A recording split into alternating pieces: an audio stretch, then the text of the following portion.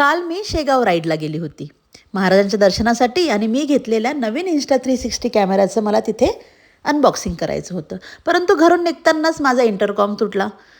आमच्या सागर भाऊने कसंबसं देशी जुगाड करत तो चिटकवला. चहा घेऊन थोडं पुढे निघत नाही तर माझ्या गाडीचा प्रॉब्लेम आला. त्याला नीट करत आम्ही पुढे निघालो. रस्त्याने माझ्या हस्बंडचं हॉटेल लागलं. तिथे त्यांची भेट घेतली, त्यांच्याकडनं खाऊचे पैसे घेतले आणि निघालो. खरं तर सागर भाऊसोबत ही माझी पहिली राईड होती. अमरावतीवरून निघताना आम्हाला सायंकाळचे 6 वाजले. आम्ही पेट्रोल भरले आणि जय गजानन म्हणत 2 तासात पोहोचलो शेगावला.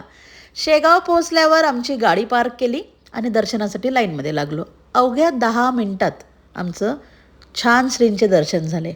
मंदिराला प्रदक्षिणा घालून मी माझ्या Insta360 कॅमेऱ्याचं अनबॉक्सिंग करायला बसली.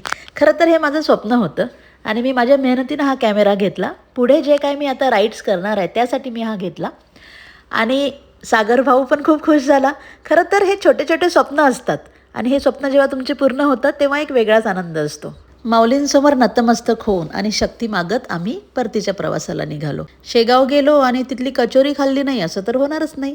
कचोरीवर ताव मारत परत निघालो आमच्या रस्त्याने आणि मग अकोलाजवळ एका ठिकाणी चहा घेतला आणि रात्री 11:30 वाजता वापस सुखरूप अमरावतीला पोचलो. जय गजानन.